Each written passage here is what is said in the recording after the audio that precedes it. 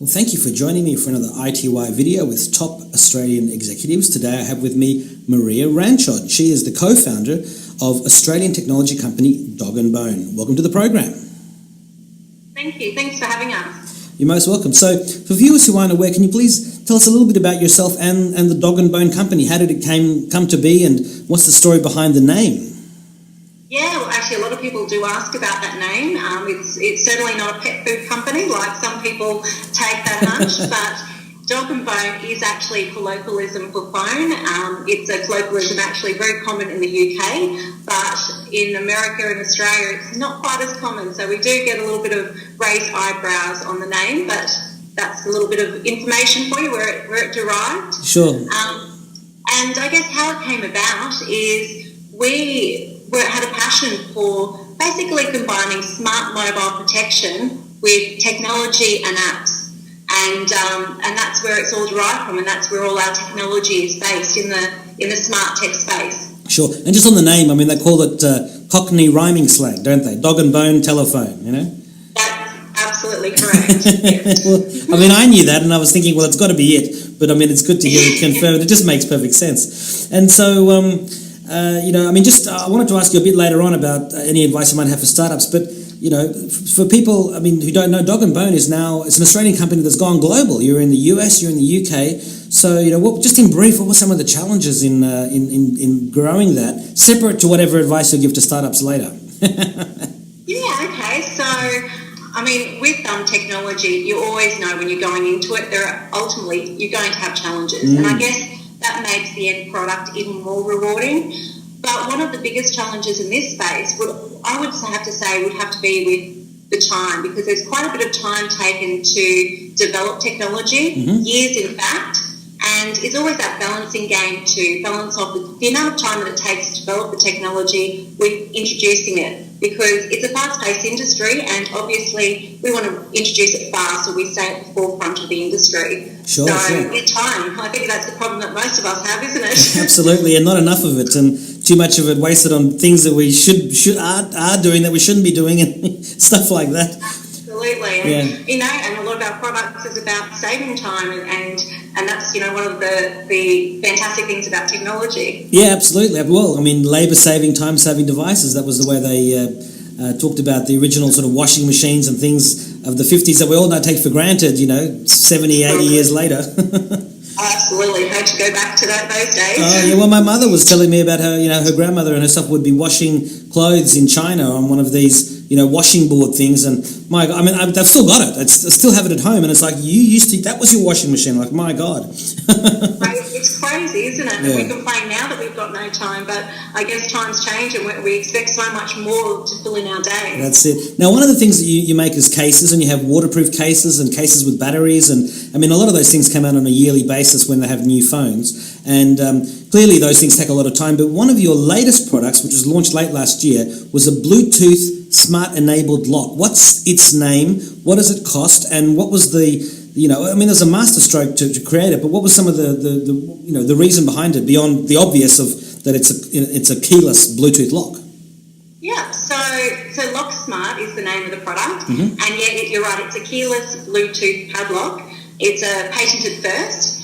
And what's, I guess, exciting about this product is that not only the obvious, that there's no keys, and all of us hate having a bunch of keys on our key rings and being called the janitor, but as well as having no keys, there are so many other added features and security benefits with this technology, one of them being the ability to share access to others, essentially via virtual key. So, for example, if I was at work, I could share access to my front gate to the gardener in an instant via a virtual key, and I could just as quickly remove that access. So, obviously, a lot of benefits in that technology. And also, at the same time, you can track its use. So, you can see exactly who's opened your lock and when. So, working on that technology has been exciting, and, we find, after a long time in developing the technology, years in fact, we finally brought it to market,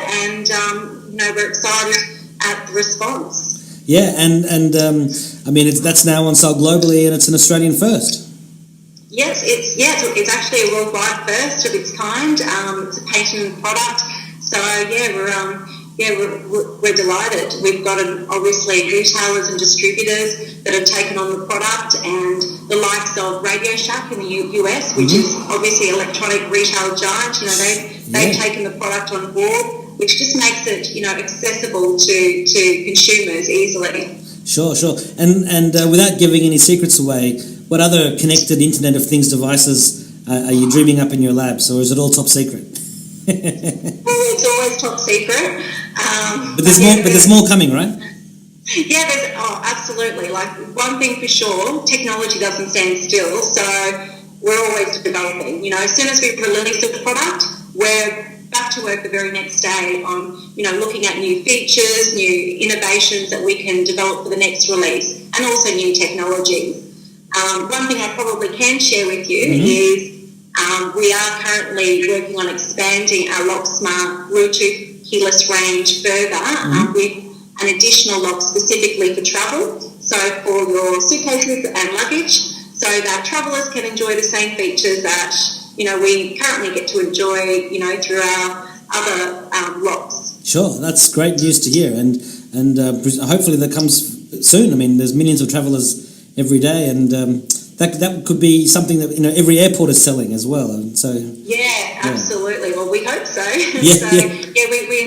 We're scheduled to release that this year. So we're really excited about releasing that. Sure. Now, one of the reasons we're chatting today is because yesterday was the 43rd anniversary of the very first real cellular phone call, as explained by Martin Cooper, who was one of Motorola's inventors and employees. And so I was wondering, can you remember what was your first mobile phone and what brand it was? Can you remember? Yeah, well, my first mobile would be a Nokia. Yep. And it's going back quite some years, but probably the one that sticks more in my brain was when I was still at school. The first mobile in our family was actually my dad that went and got his phone. I really remember him coming home and us all huddled around the table to watch him open this box, and there came this beast of an item. It looked like a brick. As we all, when we look back at those photos, the comparison is amazing. And what's interesting is obviously back then it served as one sole purpose, to make phone calls.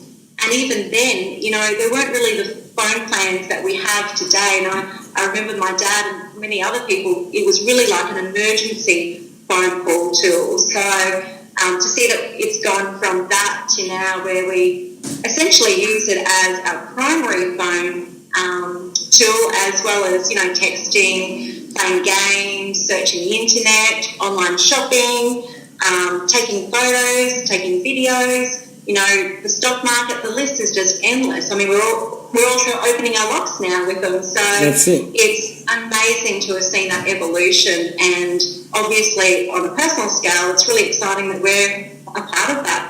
Yeah, that's right. Well, I mean, they're not just phones anymore, as you say. They're now, for many people, our primary, most personal computing device, because it's with us everywhere. And that's why we need things like cases to protect them or to give them extra power, because we use them so much and they run out of juice.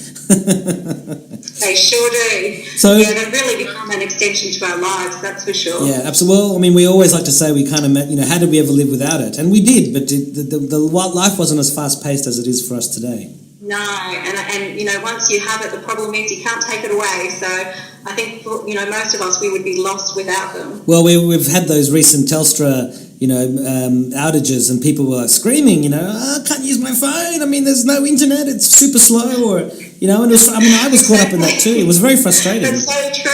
True. Even for an hour, we almost lose our minds when we don't have our phones. So imagine being without them. Yeah. I mean, it's almost like it's an extension of our brain as well, because there's so much information in there. And if that's cut off, it's like, uh-oh. So that's true. It reminds us when it's our friend's birthday to get the little pop-up. It reminds us of all those things that, we, I guess, once upon a time did used to remember in our brain. So, it is an extension. Do you think, I always like to wonder about the future. How long do you think it might be before we have mobile phone chips implanted into our brain or stuff like that, which sort of spooks me out a bit. Hard to get a case. I hear you on that. I think you can never say never with technology, Sure. but I dare say I don't think it's in the near future. I hope knowing not. Knowing how long it takes to develop technology, and particularly if it's something that's going to go in your body, we would all want to make sure that that technology was really developed and thoroughly tested. So I dare say it may not be in our lifetime. Sure, and we want it to be NSA proof as well. Yeah, that's right. Otherwise, they'll be looking right into our brains, And your husband and co-founder Lee Ranchod, he's in Birmingham at the moment for the Gadget Show live. So that's one of the UK's big technology shows. I mean, what was that like for him? And I understand he was there with a stand. So what was the attendee feedback like? Yeah, fantastic. It's essentially the biggest gadget show in the UK, and he's been chatting to retailers who are really delighted at the innovations, and also to a lot of consumers. And it's really good to be able to give that one-on-one demonstration and for people to touch and feel and see the innovations for themselves. So it's been really exciting and really worthwhile event to go there. Sure. Now, I did talk before about some advice that you might have for people in startups trying to emulate some of your success. So what advice might you want to share with them around the world watching this video? Yeah, I mean, I would always say that obviously with any business, you've got to obviously have your clear vision and I guess a plan of how you're going to attack that. But I think in the same space, you also need to be adaptable, particularly in the tech game, to changing trends and moving conditions. So it's important to have that balance between being planned and also, being adaptable. I think it's also obviously important to do research, have the right team behind you is hugely important. And I would always suggest you should go in there being bold and being brave, because sometimes people shy away if something hasn't been done before or isn't being done. And I'd suggest that, if it isn't being done and if it's a good idea, well, this is a great opportunity for you to shine. So don't always be, I guess, shy away from something just because it hasn't been done before. Yeah. And I guess the only other thing that I would strongly suggest is taking the time to check in on the business, because we all get caught up with the day-to-day runnings, and we so often don't get time to look at the big picture items like the strategy, checking in that we're achieving our goals, and also looking at our budgets and things. So allow some time each week to check in on the business so that it's not running you. Sure, that's really great advice. And just on that whole advisory note, I always like to just quickly change gears towards the end of the interview and just ask if you could please share the best piece of advice that you've ever received to help you get you where you are today, which doesn't necessarily have to have anything to do with business. It could be about life, it could be about anything you want, but I think one of the best pieces of advice that I've been given is to trust your instincts. As I said, it's really important to do your research and to know what you're doing, but if this is your passion, you shouldn't underestimate your instinct in the direction that you need to take. And sometimes there isn't that research to spell it out for you. So trust your instinct and use that as part of your guide. Sure, very good advice. So do you have any final messages for IT Wire readers and viewers and for your current and future customers? Obviously to our current customers, thank you so much for your support, and we're always excited when we get messages and posts on our social media saying how much they're enjoying the products. It makes our day. That's why we went into this game, and it's great to see so many people enjoying the technology that we've created. We also welcome feedback. We love to hear people's suggestions for new features and ideas, and we pass all of these ideas on to our production team, and they look for some common threads, and they do take that feedback on board. So continue that. And I guess for those that are less familiar with us, we hope we've enlightened you a little bit today, and we welcome you to go and check out our website, dogandbonecases.com, and learn a bit more about us.